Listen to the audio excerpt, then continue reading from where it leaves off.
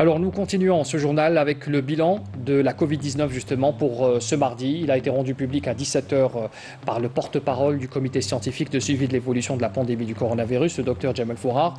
Il est revenu en détail et en chiffres. Voici sa déclaration. Aujourd'hui, le mardi 23 juin 2020, nous allons vous faire un point de situation sur l'évolution de la Covid-19 en Algérie depuis le début de la pandémie à ce jour. Pour ce qui est des principaux indicateurs au cours des 24 dernières heures, nous avons enregistré 157 nouveaux cas, 115 patients guéris, 37 patients en soins intensifs et 9 décès. Avec l'enregistrement des 157 nouveaux cas, le total cumulé des cas à ce jour est de 12 077, soit une incidence de 27,5 cas pour 100 000 habitants, et sachant que 17 wilayas n'ont pas notifié de cas au cours des 24 dernières heures.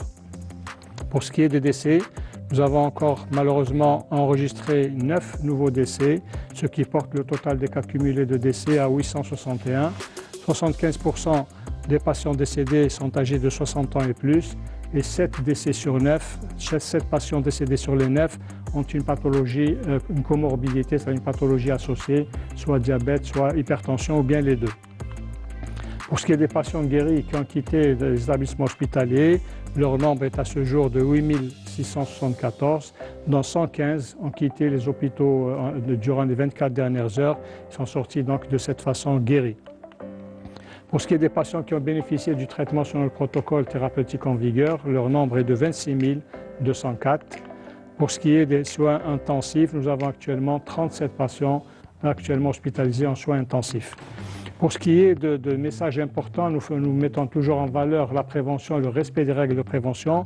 Et la situation épidémiologique actuelle nous amène à être vigilants et également à avoir un esprit de responsabilité par tous les citoyens, de manière à respecter les consignes de prévention et notamment le port obligatoire du masque de protection.